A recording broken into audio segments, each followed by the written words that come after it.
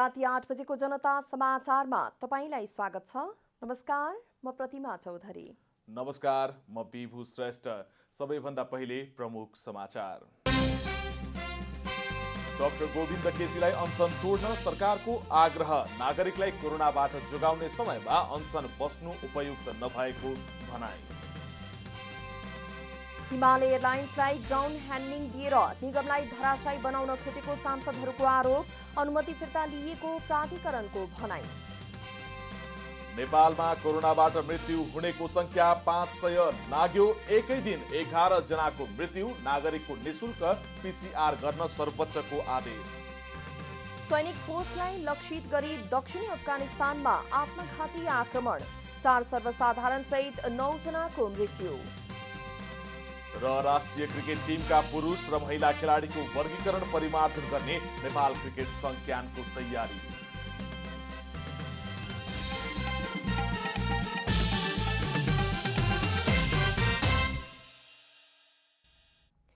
अब पूरा समाचार। सरकारले चिकित्सा शिक्षा सुधारको माग राख्दै अनसनमा बस्नुभएका डाक्टर गोविन्द केसीलाई अनसन तोड्न आग्रह गरेको छ। बिहीबार सरकारको निर्णय सार्वजनिक गर्न आयोजित पत्रकार सम्मेलनमा सरकारका प्रवक्ता एवं परराष्ट्र मन्त्री प्रदीप गेवालीले अहिले सबै नागरिकलाई कोरोनाबाट कसरी जोगाउने भनेर लाग्नुपर्ने बेलामा अनसन, सत्याग्रह, धरना सुहाउँदो विषय नभएको बताउनुभयो। मन्त्री गेवालीले सत्याग्रहमा बस्नुभएका डाक्टर केसीले राख्नुभएका चिकित्सा शिक्षा सुधारको सबै माग पूरा हुने चरणमा रहेकाले सत्याग्रह तोड्न आग्रह गर्नुभएको हो। साधन स्रोतले भ्याएसम्म हरसम्भव प्रयत्नहरू गरिरहेको छ। पीसीआरको टेस्ट बढाउनु पर्यो भन्ने कुरा थियो, जुन हामीले 10 लाखभन्दा बढीको टेस्ट गरिसकेका छौँ। प्रति 10 लाख झन्डै 35,000को सङ्ख्यामा परीक्षण भएको छ र यो परीक्षणको दायरालाई हामीले निरन्तर अगाडि बढाइरहेका छौँ। यो असामान्य अवस्थामा यति बेला अनसन, सत्याग्रह, धरना, हडताल यो बेला सुहाउँदो विषय हो र पक्कै पनि होइन। केही विषयहरू बाँकी छन् भने पछि छलफल गर्न सकिन्छ। मेरो नेपाल सरकारको तर्फबाट उहाँलाई आग्रह छ, उहाँका साथीहरूलाई आग्रह छ, अहिले अनसन फिर्ता लिएर हामी सबै कोभिड विरुद्धको लडाइँमा जोड्यौँ, जनतालाई यो महामारीबाट जोगाउँ। मन्त्री गेवालीले 7वटै प्रदेशमा सरकारी तवरबाट मेडिकल कलेजहरू खोल्न राखेको माग अनुसार सबै प्रदेशमा मेडिकल कलेज सञ्चालनमा आउन लागेको समेत बताउनुभयो।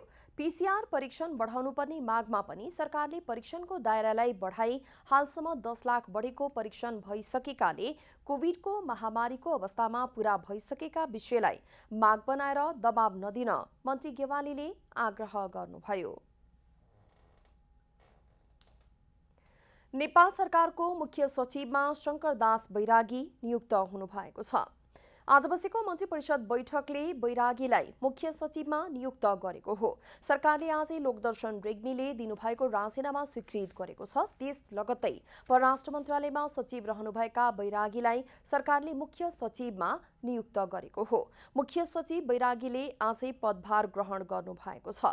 मुख्य सचिवबाट राजीनामा दिनुभएका रेग्मीको राजीनामा मन्त्री परिषदले स्वीकृत गरेपछि आजै उहाँको विदाई गरिएको छ। सरकारले रेग्मीलाई बेलायतका लागि नेपाली राजदूतमा नियुक्त गर्न सिफारिस समेत गरेको छ। उहाँको 3 वर्षे कार्यकाल आगामी कार्तिक 3 गते पूरा हुँदै थियो, तर अनिवार्य अवकाश पाउनु अगाडि नै रेग्मीले राजीनामा दिनुभएको हो। रेग्मी 2074 साल कार्तिक 6 गते नेपाल सरकारको 24औं मुख्य सचिवमा नियुक्त हुनुभएको थियो।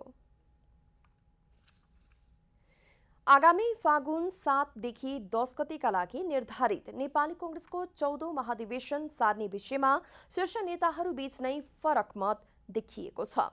कोरोना महामारीका कारण निर्धारित मितिमा महाधिवेशन गर्न सम्भव नभएकाले महाधिवेशनको मिति सार्नुपर्ने नेताहरूले धारणा राखेका छन्। कोरोना महामारीकै बीचमा निर्धारण गरिएको नेपाली कांग्रेसको 14औं महाधिवेशन फागुनमै गर्ने वा मिति सार्ने विषयमा कांग्रेस शीर्ष नेताहरूबीच बहस हुन थालेको छ। कोरोना रोकथामका लागि सरकारले जारी गरेको करिब 4 महिना लकडाउन र निषेधाज्ञाका कारण विभिन्न जिल्लामा निर्धारित कार्यसूची अनुसार काम नहुँदा मिति सार्नुपर्ने नेताहरूको भनाइ छ। असोज आधा आधी बित्दा समेत महाधिवेशनको पहिलो चरणका कामहरू पार्टी संयोजन, क्रियाशील क्रियाशील सदस्यता वितरण र नवीकरणका काम हुन सकेका छैनन्। कोरोना संक्रमण बढ्दै गए अझै ती कामहरू गर्न सम्भव देखिँदैनन्। कांग्रेसको विधानमा 1 वर्ष म्याद थपिएको अवधिमा पनि महाधिवेशन गर्न नसके अर्को 6 महिनाभित्र महाधिवेशन गराउनुपर्ने सुविधा छ। तर यो समयमा पनि महाधिवेशन गर्न नसकिए पार्टीको वैधतामै संकट निम्तन सक्ने भन्दै कांग्रेस नेताहरूले चिन्ता व्यक्त गर्न थालेका छन्। महाधिवेशन केही महिनापछि सारेर विकल्पका बारेमा पनि छलफल हुनुपर्ने नेताहरूको धारणा छ।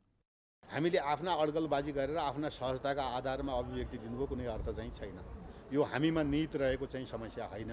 यो विश्वव्यापी रूपमा र एउटा चाहिँ यो महामारीको रूपमा फैलिएको हो र यसको अन्त यदि अन्त हुन सकेन समयावधिभित्र भने के गर्ने भन्ने कुराका बारेमा पनि हामीले मानसिक रूपमा तयार रहनु पर्दछ।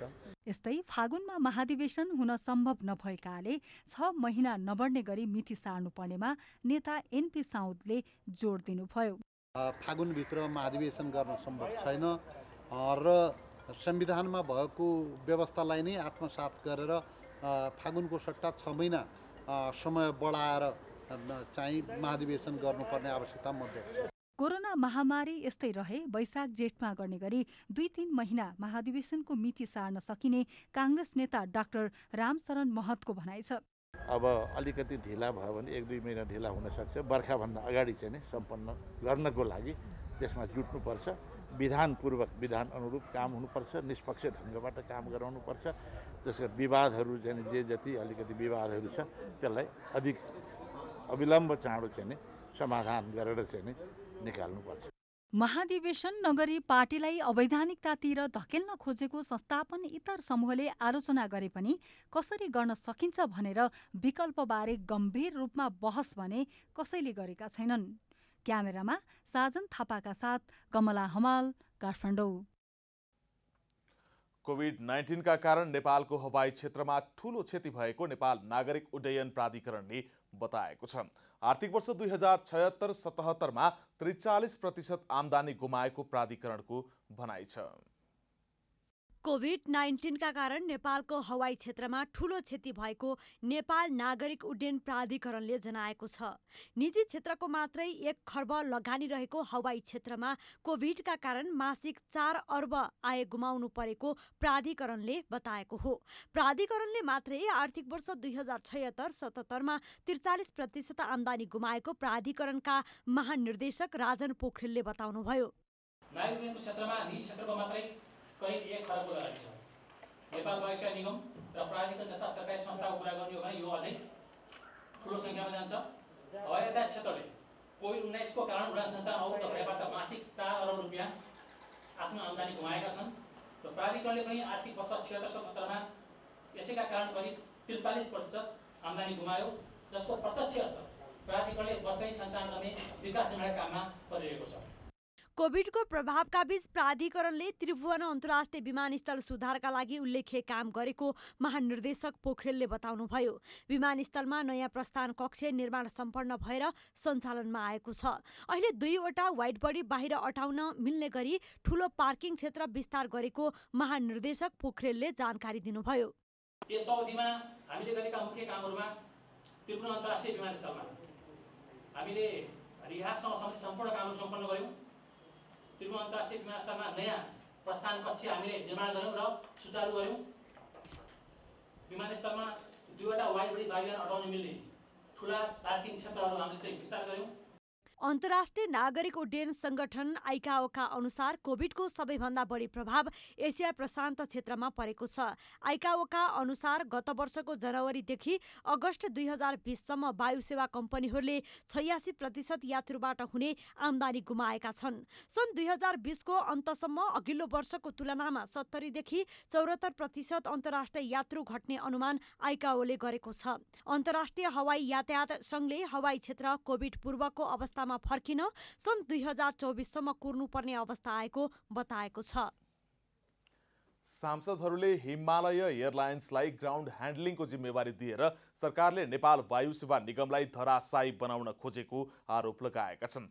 निगमको मुख्य आय स्रोतका रूपमा रहेको ग्राउन्ड ह्यान्डलिङको जिम्मा खोसेर सरकारले हिमालय एयरलाइन्सलाई दिएको आरोप सांसदहरूको छ। संसदको अन्तर्राष्ट्रिय सम्बन्ध समितिमा भएको छलफलमा सांसद दिव्यमणि राज भण्डारीले सत्ता बचाउनका लागि राष्ट्रिय ध्वजावाहक नेपाल वायु सेवा निगमको आयस्रोत खोसिएको बताउनुभयो। निगमको आयस्रोतको क्षेत्र ग्राउन्ड ह्यान्डलिङ भए पनि सत्ता जोगाउन सरकारले अर्कैलाई जिम्मा लगाउन नहुने उहाँले बताउनुभयो। प्लेन अपरेसनबाट हामीले जति हेर्यौँ सब ठाउँ लसेस थियो। अब आई डोन्ट नो अब 7 महिना अगाडि यता के भयो भनेदेखि सबै चिज गरिदियो भनेदेखि एउटा सत्तालाई बचाइराख्नको निम्ति चाहिँ ग्राउन्ड ह्यान्डलिङ चाहिँ कसलाई दिएको थिएन। सांसद भीम रावलले थला पर्दै गएको नेपाल वायु सेवा निगमको मुख्य आम्दानीको आयस्रोत बन्द गर्ने काम भएको बताउनुभयो। उहाँले सार्वजनिक क्षेत्रलाई बचाउने दायित्व राज्यको छ कि छैन भनेर पनि प्रश्न गर्नुभयो। राज्यको दायित्व, राज्यको ध्वजावाहक एउटा संस्था यदि त्यो ग्राउन्ड ह्यान्डलिङ झिक्दिने हो भने त्यसको मुख्य आम्दानीको स्रोत थियो। त्यति बेला मैले बुझेसम्म त्यसलाई झिक्दिने हो भने त्यो यसै पनि थला परिरहेको अझ झन् थला पर्ने अवस्था थियो। मैले त्यो रद्द गरिदिएको, पूर्ण रूपमा रद्द गरिदिएको। सांसद माधव कुमार नेपालले यसअघि सरकारले निजीकरण गरेका राज्यका विभिन्न संरचनाहरू जस्तै नेपाल वायु सेवा निगमको पनि बिजोग बनाउन खोजिएको बताउनुभयो। अहिलेको अवस्थामा वायु सेवा निगम र अन्य निजी वायु सेवा कम्पनीहरूको अवस्था हेर्दा निजी सेवा प्रदायकले सधैँ मुनाफा कमाउने र सरकारी सेवा प्रदायक सधैँ घाटामा जाने अवस्था किन आयो भन्दै प्रश्न गर्नुभयो। अर्कोतर्फ हाम्रो वायु सेवा निगमको अवस्था कस्तो छ र नेपालमा रहेका निजी विमान कम्पनीहरूको अवस्था कस्तो छ, को कति मुनाफामा चलिरहेका छन् र कसरी उनीहरूले आफ्नो योग्यता र कुशलता देखाउन सकेका छन्, हामीले किन सकेका छैनौँ। समिति सभापति पवित्र निरौला खरेलले राज्यले सञ्चालन गरेका हरेक क्षेत्रको अवस्था दयनीय बनेको बताउनुभयो। यसैबीच नेपाल नागरिक उड्डयन प्राधिकरणले थाई एयर र एयर इन्डियालाई दिएको ग्राउन्ड ह्यान्डलिङको अनुमति फिर्ता लिने भएको छ। सरकारले हिमालय एयरलाइन्सलाई ग्राउन्ड ह्यान्डलिङको जिम्मेवारी दिएको विषयमा आलोचना भइरहेका बेला प्राधिकरणले थाई र एयर इन्डियालाई दिएको अनुमति पनि फिर्ता लिने तयारी भएको बताएको हो। बिहिबार बसेको मन्त्री प्रतिनिधि सभाको अन्तर्राष्ट्रिय सम्बन्ध समितिमा भएको छलफलमा प्राधिकरणका महानिर्देशक राजन पोखरेलले आफ्नो ग्राउन्ड ह्यान्डलिङ आफै गर्ने गरेका थाई एयर र एयर इन्डियाको अनुमति फिर्ता लिने बताउनुभयो। आफ्नो ग्राउन्ड आफै गर्ने भनेको थाई र ठुला वायु सेवामा, थाई र एयर इन्डिया विदेशी वायु सेवामा त्यो ग्रान्ड फादर राइट भन्छ नि एभिएसनमा, त्यसरी उहाँले गर्नुभयो। तर अब हामी उहाँहरूलाई पनि त्यो मौका दिने पक्षमा छैनौँ। छलफल गरेर उहाँहरूलाई पनि सेल्फ ग्राउन्ड ह्यान्डलिङ तपाईँले गर्नु पाउनुहुन्न, तपाईँको क्राइटेरिया अब मिट गर्दैन होइन। तपाईँले अब हाम्रो ग्राउन्ड सेवा प्रदायक भनेको नेपाल वायु सेवा निगम मात्रै हो। एउटा म स्पष्ट गर्न चाहन्छु, यहाँ कुनै भ्रम नहोस्। व्यापारिक वायु सेवा, व्यापारिक ग्राउन्ड प्रदान गर्ने निकाय भनेको नेपाल वायु सेवा निगम मात्रै हो। हिमालय एयरलाइन्स यदि पाउँथ्यो भने आजभन्दा 4 वर्ष पहिले पाउँथ्यो। काठमाडौँ बेस भएर नयाँ वायु सेवा कम्पनीलाई सञ्चालनको अनुमति नदिने पनि उहाँले बताउनुभयो। उहाँले हिमालय एयरलाइन्सलाई नियमअनुसार सेल्फ ग्राउन्ड ह्यान्डलिङको जिम्मेवारी दिइएकाले राष्ट्रिय मुद्दा बनाउन नहुने पनि बताउनुभयो। नेपालमा कोरोना भाइरसबाट मृत्यु हुनेको संख्या 500 नाघेको छ।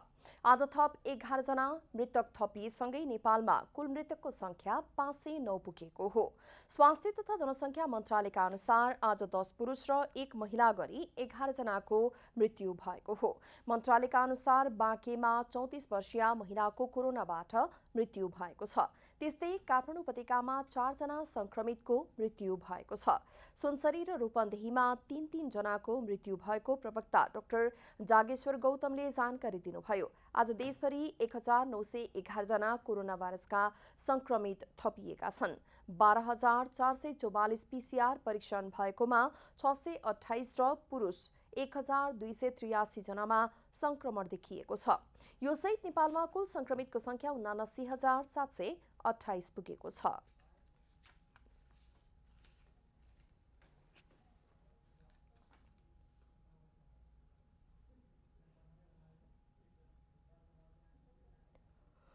गत 24 घण्टामा नयाँ संक्रमितको संख्या 1911 रहेको छ। आज काठमाडौँ उपत्यकामध्ये काठमाडौँमा 817, भक्तपुरमा 58 र ललितपुरमा 68 गरी जम्मा 943 जना नयाँ संक्रमित रहेका छन्। क्वारेन्टिनमा रहनुभएका व्यक्तिहरूको संख्या 5077 रहेको छ। आज थप 961 जना कोरोना संक्रमित डिस्चार्ज भएका छन्। हालसम्म नेपालमा कोरोना जितेर फर्कनेको संख्या 57,388 पुगेको छ। अहिले देशभर सक्रिय संक्रमितको संख्या 21,830 रहेको मन्त्रालयले जनाएको छ। यसैबीच सर्वोच्च अदालतले कोरोना भाइरसको संक्रमणका लागि गरिने पीसीआर परीक्षण निशुल्क गर्न आदेश दिएको छ। बिहिबार न्यायाधीशद्वय डाक्टर आनन्द मोहन भट्टराई र टंक मोक्तानको संयुक्त इजलासले प्रधानमन्त्री तथा मन्त्री परिषदको कार्यालय स्वास्थ्य मन्त्रालयलाई पीसीआर परीक्षणको शुल्क नलिन परमादेश दिएको हो। अधिवक्ता केशर जङ केसी र लोकेन्द्र ओलीले भदौ 28 गते दायर गरेको रिट निवेदनमाथि सुनवाई गर्दै सर्वोच्चले आधारभूत स्वास्थ्य सेवा नागरिकको मौलिक हक भएकाले शुल्क नलिन आदेश दिएको हो।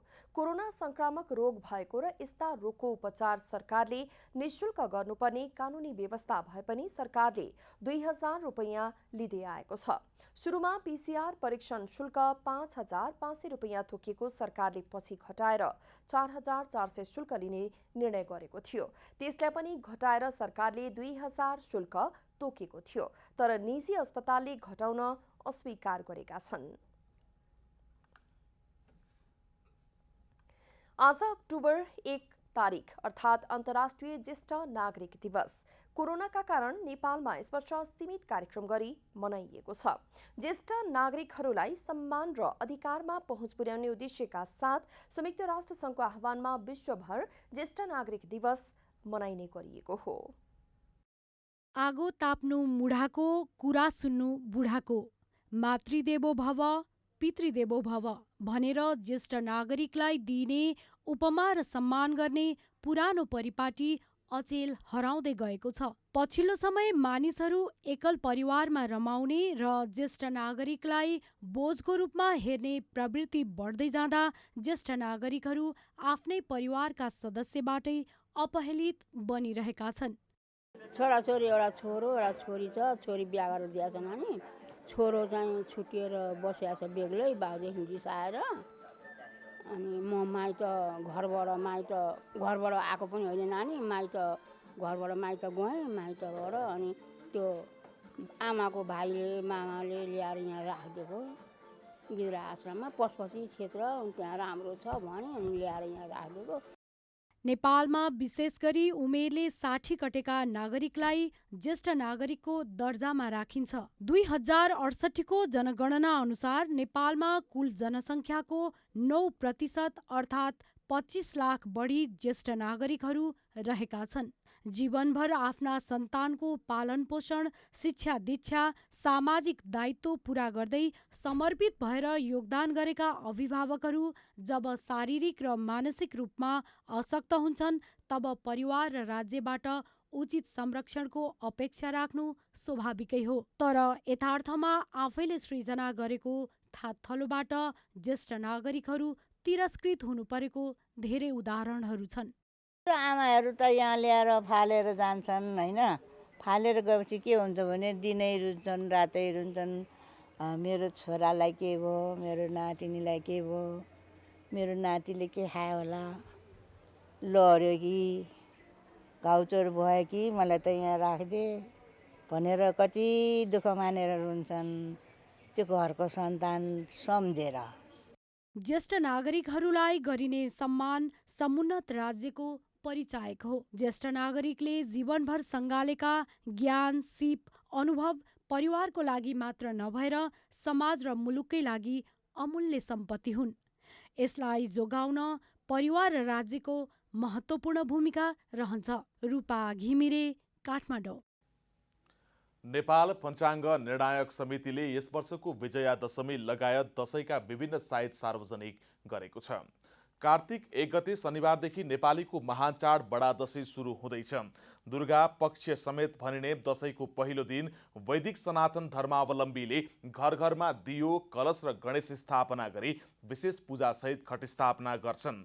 घटस्थापनाको सायद कार्तिक 1 गते शनिबार बिहान 11:46 शुभ रहेको समितिका अध्यक्ष प्राध्यापक डाक्टर रामचन्द्र गौतमले जानकारी दिनुभयो। दशैंको मुख्य दिन कार्तिक 10 गते सोमबार विजया दशमी पर्व परेको छ।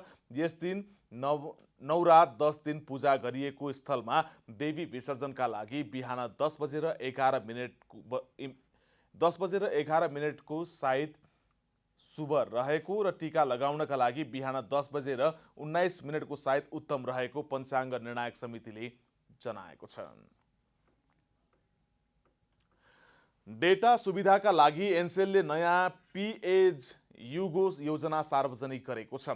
साप्ताहिक रूपमा सञ्चालन गरिने यो योजना अन्तर्गत ग्राहकका लागि मेन ब्यालेन्सबाट नै कर बाहेक प्रति एमबी 40 पैसामा डेटा प्रयोग गर्न सकिने एनसेलले जनाएको छ। यो योजना असो 14 गतेदेखि लागू भएको कम्पनीले प्रेस विज्ञप्ति मार्फत जनाएको छ। मेन ब्यालेन्स मार्फत कर बाहेक 2 रुपैयाँमा डेटा चलाउन मिल्ने यो योजना प्याक सुविधा नलिने ग्राहकका लागि तयार पारिएको एनसेलको भनाइ छ। सरकारले चाडपर्व लक्षित सुपथ मूल्य पसल आजदेखि सञ्चालनमा ल्याएको छ। खाद्य व्यवस्था तथा व्यापार कम्पनी लिमिटेड र साल ट्रेडिङ कर्पोरेसनले देशभरका आफ्नै कार्यालय, डिपो, डिलर र अनलाइन मार्फत सुपथ मूल्य पसल सञ्चालन गरेका हुन्। काठमाडौँ उपत्यकामा सिंहदरबार, टेकु, कालीमाटी, कोटेश्वर लगायत विभिन्न 16 स्थानमा र उपत्यका बाहिर विभिन्न 65 स्थानमा सुपथ मूल्य पसल सञ्चालनमा आएका छन्। यस्तो पसलहरूमा दैनिक उपभोग्य वस्तुहरू, चामल, दाल, गेडागुडी, चिनी, नुन लगायतका वस्तुहरू सुपथ मूल्यमा खरिद गर्न सकिनेछ।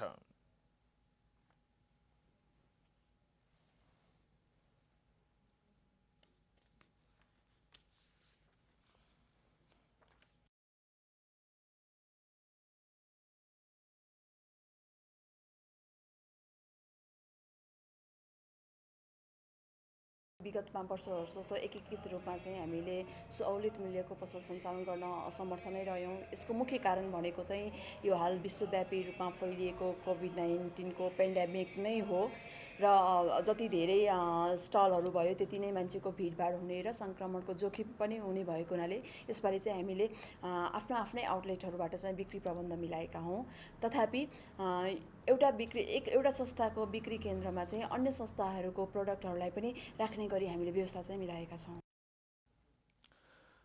कोभिड-19 को जोखिमका कारण खाद्य व्यवस्था तथा व्यापार कम्पनी, साल ट्रेडिङ कर्पोरेसन र दुग्ध विकास संस्थानले यस वर्ष एकीकृत रूपमा सुपथ मूल्य पसल सञ्चालनमा ल्याएका छैनन्। तर सबै कम्पनीले बिक्री गर्ने वस्तुहरू सबै स्टलमा पाउने गरी व्यवस्था मिलाइएको सुवेदीले बताउनुभयो। आजदेखि सुरु भएको सुपथ मूल्य पसल आगामी मङ्सिर 6 गतेसम्म सञ्चालन हुनेछ। पाठ्यक्रम विकास केन्द्र सानो ठिमीले मैथिली मातृभाषा आधारभूत तहको कक्षा 1 को पुस्तकहरूलाई संशोधन गर्ने भएको छ। पाठ्य सामग्रीमा त्रुटि भेटिएपछि केन्द्रले संशोधन गर्न लागेको हो। पाठ्यक्रमसँग सम्बन्धित भाषाका विज्ञ नहुँदा लेखकहरूका कारण समस्या हुने गरेको पाठ्यक्रमले ठहर गरेको छ। अमेरिकी अन्तर्राष्ट्रिय विकास नियोग USAID को सहयोगमा नेपाल पाठ्यक्रम विकास केन्द्रले प्रकाशन गरेको पुस्तकमा व्यापक त्रुटिहरू भेटिएपछि पाठ्यक्रम विकास केन्द्र सानो ठिमीले मैथिली भाषामा प्रकाशित पाठ्य सामग्रीहरूको संशोधन गर्ने भएको छ। नेपाल पाठ्यक्रम तथा पछिल्लो समय आधारभूत तहको कक्षा 1 को पाठ्य सामग्रीमा पन्नै पछि त्रुटिहरू फेला परेको समाचार जनता समाचार.com ले प्रकाशन गरेपछि केन्द्रले पाठ्य सामग्रीहरूका विषयमा विज्ञहरूसँग पुनः छलफल गरी संशोधन गर्ने भएको हो। मैथिली भाषाको व्याकरण नरहेको खण्डमा उक्त भाषाको साहित्य एवं प्रकाशन अन्य आधिकारिक पुस्तकलाई आधार मानेर नै पुस्तक निर्माण हुने गरेको छ। मैथिली भाषामा एकरूपता नरहेको र पाठ्यक्रमसँग सम्बन्धित भाषामा विज्ञहरू नरहेको हुनाले पनि यस्ता समस्या हुने गरेको केन्द्रको भनाइ छ। हामी शुद्धि पत्र राख्छौँ, जस्तो छपाई भएका किताबहरू त गइसकेका हुन्छन्, विद्यार्थीको हातमा पुगिसकेका हुन्छन्। सबै विद्यार्थीहरूबाट त्यो पुस्तक फिर्ता ल्याएर पुनः अर्को किताब तत्काल दिन सकिने स्थिति पनि हुँदैन। त्यसैले हामी के गर्छौँ भने यो पुस्तकको फलानु पेजमा, फलानु चित्रमा, फलानु विषयवस्तुमा त्रुटि छ, यसलाई यसरी सच्याएर पठन पाठन गराइदिनुहोस् भनेर जुन जुन विद्यालयमा त्यो पठन पाठन भइरहेको छ त्यो विद्यालयलाई पुग्ने गरी पठाउँछौँ हामीलाई जानकारीमा आएको सन्दर्भमा। मैथिली भाषामा एकअर्काले बोलिने भाषा स्वीकार नगरेको र कुनै निश्चित जात समुदायको हालिमुहाली रहेका कारण पनि समस्या हुने नेपाल प्रज्ञा प्रतिष्ठानको ठहर छ। प्रतिष्ठानले जानकार भन्दा पनि पहुँचवालाले आफ्नो पहुँचको आधारमा पुस्तक निर्माण गर्दा गम्भीर त्रुटि भइरहेको बताएको छ। काठमाडौँमा समूह छ, उनीहरूले अब आफ्नो व्यक्तिगत पहुँच अथवा जसरी पनि लिएर त्यहाँ पुस्तकको लेखकको रूपमा स्वीकृति पाएर एउटा समूह नै छ। अब त्यसले गर्दा अब त्यो उहाँहरूको भाषा नै प्रयोग हुन्छ। विक्रम सम्वत 2049 देखि नै सरकारले मातृभाषामा अध्ययन अध्यापन हुने व्यवस्था गरेको थियो। विक्रम सम्वत 2052-53 पहिलो पटक मैथिली भाषामा पुस्तक परीक्षण गरिएको थियो भने त्यस यता मैथिली भाषाको पाठ्य पुस्तकहरू प्रकाशन हुँदै आइरहेको छ। तर मैथिली भाषामा पाठ्य सामग्री निर्माण भएको 25 वर्ष भइसक्दा पनि प्राय पुस्तकमा कुनै न कुनै गम्भीर त्रुटिहरू भेटिनु भनेको विज्ञहरूमाथि नै प्रश्न खडा भएको छ। मातृभाषाको पाठ्य सामग्री निर्माणमा राज्यको करोडौँ लगानी छ, तर यस्ता किसिमको समस्याले राज्यको लगानी खेर त गइ नै रहेको छ, अर्कोतर्फ विद्यार्थीको भविष्यमाथि पनि खेलवाड भइरहेको छ। क्यामेरामा जेपी श्रेष्ठका साथमा शुभ अधिकारी यदुवंशी, काठमाडौँ। अब आर्थिक समाचार।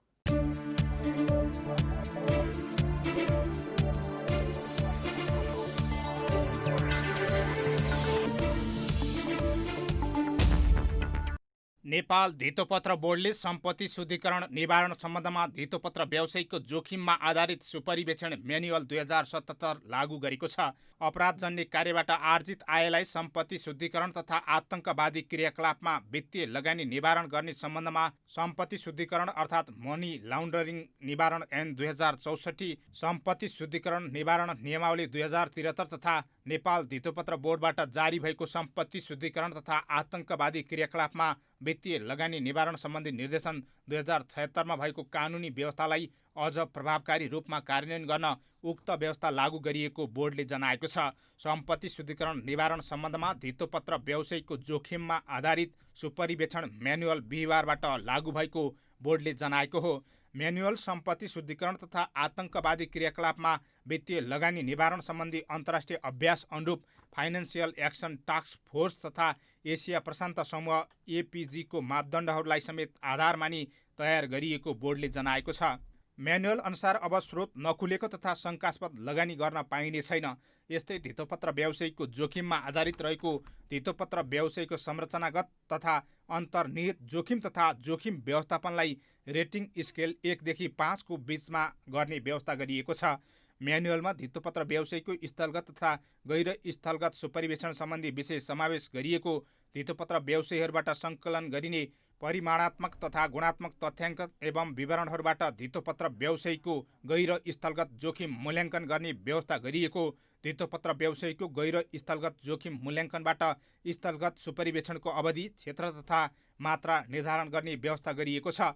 धितोपत्र व्यवसायीहरूको जोखिम मूल्याङ्कन गर्दा धितोपत्र व्यवसायीले प्रदान गर्ने वस्तु तथा सेवा, ग्राहक सम्बन्धी जोखिम, भौगोलिक क्षेत्र सम्बन्धी जोखिम, उच्च पदस्थ व्यक्ति सम्बन्धी जोखिम, वितरण माध्यम सम्बन्धी जोखिम, धितोपत्र व्यवसायीको संरचनागत जोखिम, धितोपत्र व्यवसायीको जोखिम व्यवस्थापन सम्बन्धी व्यवस्था गरिएको छ। म्यानुअलको नयाँ व्यवस्थाले सेयर बजारमा लगानी मैत्री र पारदर्शी धितोपत्र बजारको विकासमा टेवा पुग्ने बोर्डको अपेक्षा छ।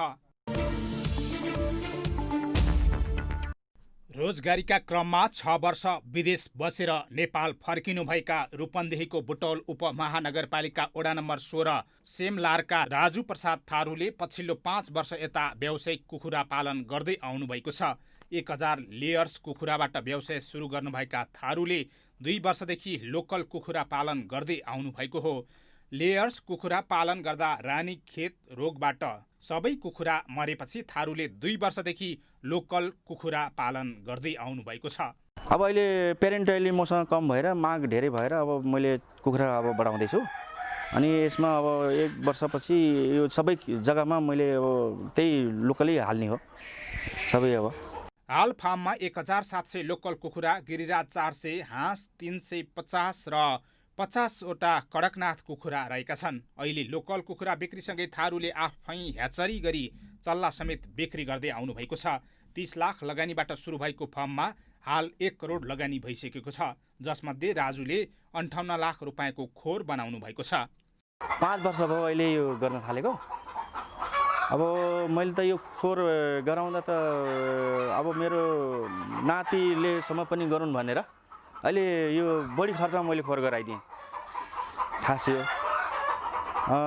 मैले लगभग 58 लाख जति खोरै बनाउन लाग्छ अनि कुखुरा सुखुरा पाल्दाखेरि 1 करोड रुपियाँ खर्च भएछ यसमा। 3 वर्ष साउदी 3 वर्ष मलेसियामा काम गरेर नेपाल फर्कनुभएका थारूले 5 वर्ष सटरिङ व्यवसाय गर्दै चौधरी कृषि फार्म एन्ड ह्याचरी उद्योगको नामबाट कुखुरा पालन सुरु गर्नुभएको हो। साताको 5औं कारोबार दिन बिहिबार सुनको मूल्य घटेको छ। बिहिबार तोलामा 200 रुपियाँले घटेर छापावाला सुन प्रतितोला 94,500 रुपियाँमा कारोबार भएको नेपाल सुनचाँदी व्यवसायी महासङ्घले जनाएको छ। बुधबार छापावाला सुन प्रतितोला 94,700 रुपियाँमा किनबेच भएको थियो। तेजाबी सुन प्रतितोला 94,000 रुपियाँमा कारोबार भएको छ। चाँदीको मूल्य पनि तोलामा 15 रुपियाँले घटेर प्रतितोला 1,175 रुपियाँमा किनबेच भएको छ। अन्तर्राष्ट्रिय बजारमा सुन प्रति औँस $1,893 कारोबार भइरहेको छ।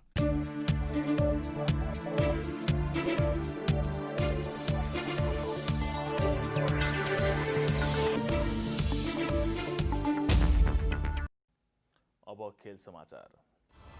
खेलकुद समाचारको साथमा Manaslu World College, Chaba Hill Chuche Party, a home for future leaders.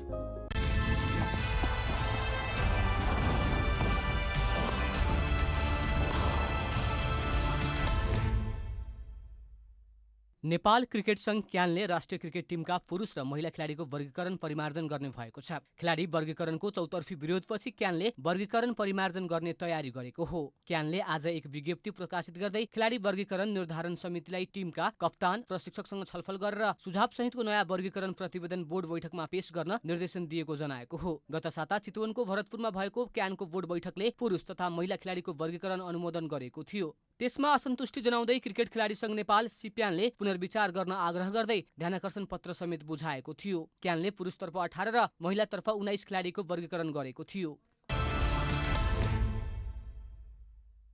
युएईमा जारी 13औं संस्करणको इन्डियन प्रिमियर लिग आइपिएल क्रिकेटमा किङ्स 11 पन्जाब र मुम्बई इन्डियन्स खेलिरहेका छन्। युएईको शेख जायद स्टेडियममा साबिक विजेता मुम्बई र यो संस्करणमा सबैभन्दा सशक्त खेल प्रदर्शन गरिरहेको पन्जाब आफ्नो जितको लक्ष्यसहित मैदान उत्रेका हुन्। अघिल्ला 3 खेलमा दुवै टोलीले समान 1 जित मात्र निकाल्न सक्दा 2 खेल गुमाएका छन्। रोहित शर्माको कप्तानीमा रहेको मुम्बईले यसअघि चेन्नई सुपर किङ्ससँग 4 विकेट र रोयल च्यालेन्जर्स बेङ्गलोरसँग सुपर ओभरमा खेल गुमाएको थियो। यता दोस्रो जितको खोजीमा रहेको तथा यो सिजन ब्याटिङमा सबैभन्दा सफल देखिएको पन्जाब पनि दोस्रो जितको खोजीमा हुनेछ।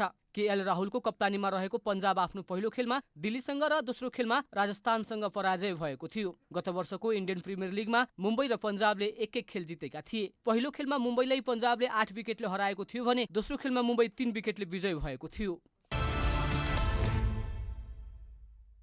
स्पेनिस ला लिगा फुटबलमा आज बार्सिलोना र सेल्टा भिगो खेल्दैछन्। सिजनको पहिलो खेलमा जित निकाल्दै सुखद सुरुवात गरेको बार्सिलोनाले दोस्रो खेलमा सेल्टासँग खेल्न लागेको हो। सेल्टाको मैदानमा खेल नेपाली समयअनुसार राति 1:15 बजे सुरु हुनेछ। घरेलु टोली विरुद्ध मैदान उत्रदा बार्सिलोना लगातार दोस्रो जितको खोजीमा हुनेछ। यसअघि सिजनको पहिलो खेलमा बार्सिलोनाले भिल्ला रियललाई 4-0 गोल अन्तरले हराएको थियो। उक्त खेलमा मेसी, अन्तु फाती, एन्टोनी ग्रिजम्यानको प्रदर्शन सशक्त देखिएको थियो। यता घरेलु मैदानको फाइदा उठाउँदै सेल्टा पनि जित निकाल्ने लक्ष्यमा हुनेछ। सेल्टा लिगमा दोस्रो जितको खोजीमा हुनेछ। अघिल्ला 3 खेलमा सेल्टाले 1 मा जित र 2 बराबरी खेलेको थियो। लिगमा सेल्टा भिगो 8औं स्थानमा छ। ला लिगा फुटबलमा आजै राति सेभिला र लेभान्टे, एथलेटिको बिल्बाओ र कार्डिज आम्ने सामने हुनेछन्।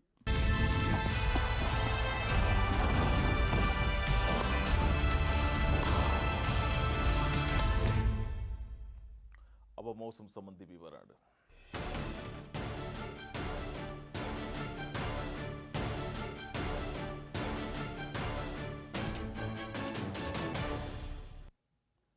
आज देशभरको मौसम सामान्यतया बदलिरह्यो।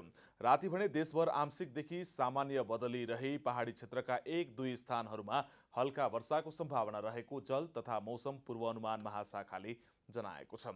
अब देशभरिका विभिन्न स्थानको मौसम सम्बन्धी थप विवरण।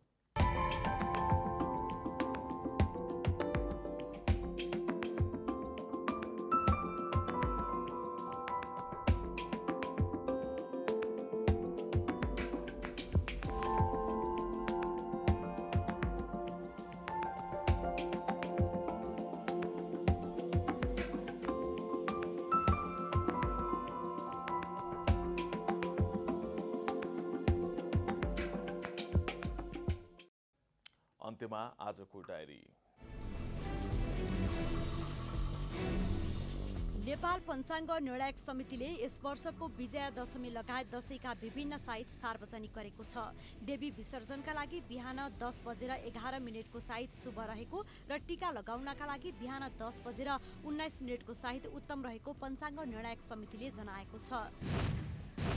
नेपालमा कोरोना भाइरसबाट मृत्यु हुनेको संख्या 500 नाघेको छ।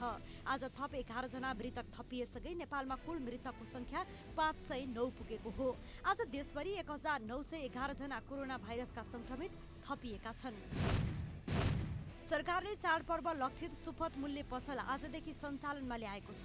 काठमाडौँ उपत्यकामा सिंहदरबार, टेकु, कालीमाटी, कोटेश्वर लगायत विभिन्न 16 स्थानमा र उपत्यका बाहिर विभिन्न 65 स्थानमा सुपथ मूल्य पसल सञ्चालनमा आएका छन्।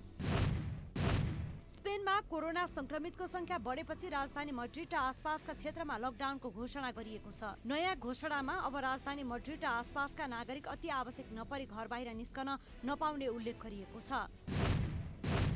नेपाल क्रिकेट संघ क्यानले राष्ट्रिय क्रिकेट टिमका पुरुष र महिला खेलाडीको वर्गीकरण परिमार्जन गर्ने भएको छ। क्यानले विज्ञप्ति प्रकाशित गर्दै खेलाडी वर्गीकरण निर्धारण समितिलाई टिमका कप्तान प्रशिक्षकसँग छलफल गरेर सुझाव सहितको नयाँ वर्गीकरण प्रतिवेदन बोर्ड बैठकमा पेश गर्न निर्देशन दिएको जनाएको छ।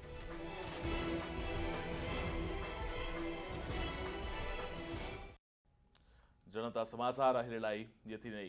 जनताद्वारा जनताका लागि प्रसारित जनता टेलिभिजनका कार्यक्रमहरू तपाईँ युट्युब, फेसबुक, ट्विटर र हाम्रो वेबसाइट जनतासमाचार.com मा पनि पढ्न र हेर्न सक्नुहुनेछ। सूचनामा तपाईको सहभागिता, समयमा समाचार हाम्रो प्रतिबद्धता। कोरोना भाइरसको संक्रमणबाट बस्न नियमित रूपमा साबुन पानीले मिची हात धौँ, भिडभाडबाट टाढै रहौँ। नमस्कार।